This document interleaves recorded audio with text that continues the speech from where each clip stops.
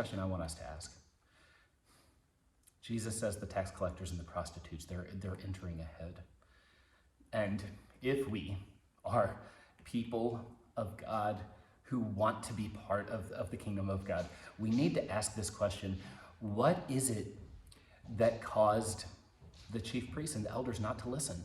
What is it that caused this one group to listen and enter in advance while another group, it says they're not going in, or they're going in way late? I want to suggest to you that there are 4 problems, and then there's a 5th problem, maybe just for us today and how we see some of this, but 4 problems that would keep the chief priests and the elders from listening, and I think there's still things that could be problems today. The first one is a problem of intelligence. Here's what I mean by that. These are people who know what they believe, and they are so set on their ideology that when John the Baptist comes along preaching, when Jesus comes along preaching, they are uninterested and unwilling to listen to this new message. They already know what they believe. And so there's no reason to listen to John, to Jesus. We already have it all worked out.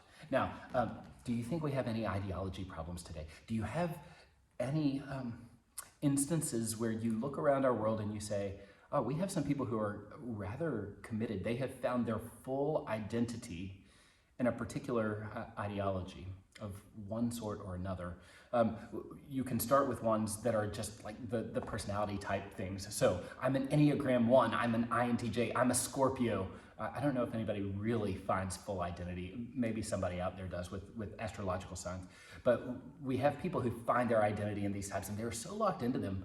I've asked this question of myself and other people, like, are you so locked into this identity that you actually can't get beyond it? Like, you just keep claiming, oh, that's a weakness of one's. There's really no way for me to overcome it. I'm a 1. No, you can rise above any of these particular identities. But then we also have ones that are much more ideological. People who claim, look, I'm a liberal, I'm a conservative, I'm a libertarian, I'm an authoritarian, I'm a centrist. We have frequently political ideologies that we have grasped onto, and we've said, this is who I am. And we are that to the point that everything that comes to us in our world is filtered through that ideology. Does it fit or does it not? And if it fits, we read a news article where our ideology fits, and here's what we probably do. We hit share. We take it and we assume this is it, it's truth.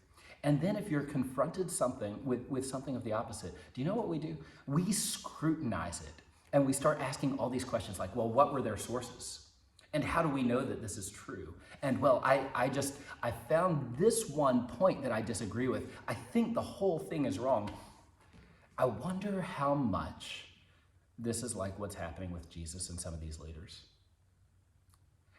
He is bringing a message that does not perfectly fit their filters. And as a result, their immediate reaction is the same as mine. It's to scrutinize. It's to say, well, what about this? What about this? Because if we find one piece that we think, oh, you just don't hold up, then we can dismiss everything you say and stick with our ideology. Why? Because we're seeking truth? No! Because we've already identified what we are certain is truth, and we are ready to fight for it, and we are ready to do anything we can to protect what we already believe.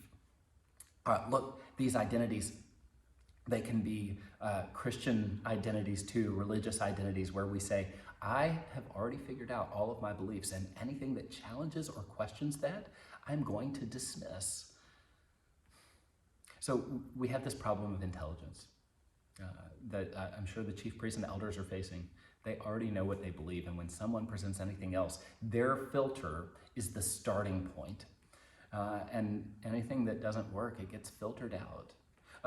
Second problem is what I would call the boring testimony problem. If you've been around offerings for a while, you've probably heard me talk about how I am hoping for a lot of boring testimonies to come out of our community. Here's what I mean by that. We bring a baby up front frequently here. And we baptize that baby and we say we will surround this child with a community of love and forgiveness. And we talk about praying for them that they will walk in the way that leads to life. And here's my hope. I would love my kids, I would love a lot of other people's kids to stand up when they're 30 years old and say, I have a really boring testimony. I never had that rebellious moment. I was raised in a community that loved me and supported me and cared for me.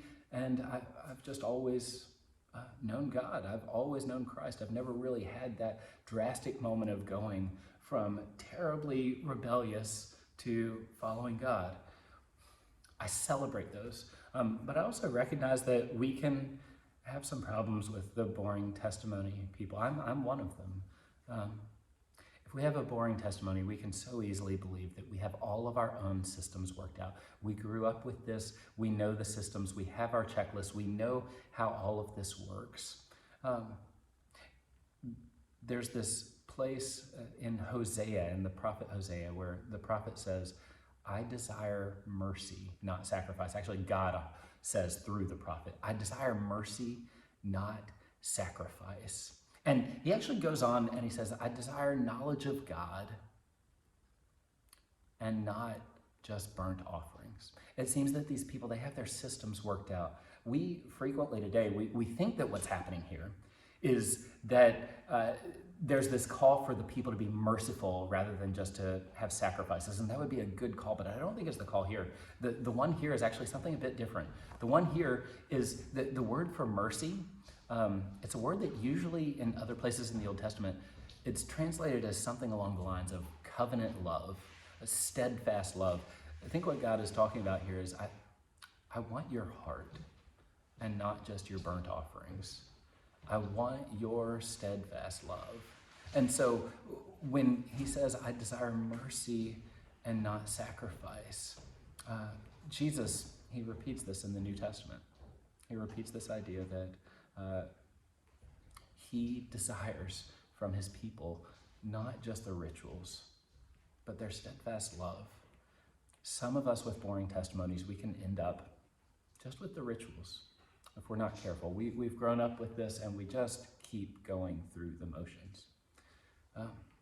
Third problem is what I would call the entitlement problem. Here's how the entitlement problem goes. Who is the kingdom of God for? There's this constant question in the Gospels about who the kingdom of God is for. It's not just the Pharisees and the religious leaders who struggle with this. It's the disciples. We've seen, if you've been with us the past few weeks, how the disciples, they act almost like bouncers for the kingdom of God. People bringing little children in and they say, what are you doing? The little children shouldn't be a part of this. And then on the other side of that, there's this piece where the disciples keep asking if they can sit on the right or on the left. They keep asking if they can sit on thrones next to Christ, as if we are entitled, we've earned our spot at the front of the line. This, I think it can also be known as the comparison problem.